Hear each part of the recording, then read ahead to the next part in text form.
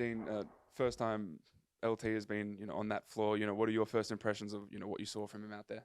Yeah, he looked good in blue to start with. We got to take him, spend a little time with him yesterday, look through some edits of his game and talk about some areas of improvement and, see him on the floor, the shot development that we saw the back half of last year. And there's still some areas that can continue to grow. But just the size, the body, where checked him out physically. We see some areas of improvement that we can make there. So yeah, a lot of things that we like, but a lot of upside that we think we can take that next step with him.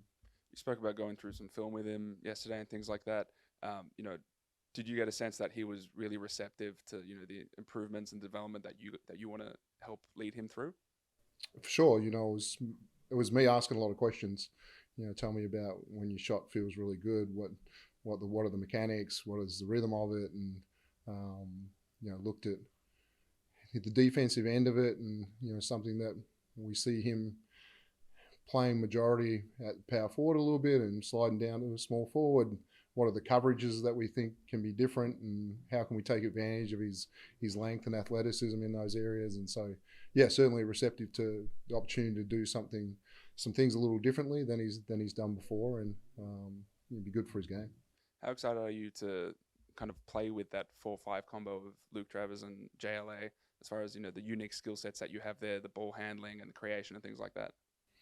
Yeah, it's wild thoughts go through your mind about what those two can do together, whether Luke's setting a screen for Joe or Joe's setting a screen for Luke, and how they roll and pop and play together and be able to create and be able to take advantage of Luke's ability to really see the whole floor and make the correct pass. Or I'm sure we probably haven't seen it a heap, but his ability to put it near the rim and let Joe or Ari or finish a play on a lob threat. So it's fun thinking about how those two can play together.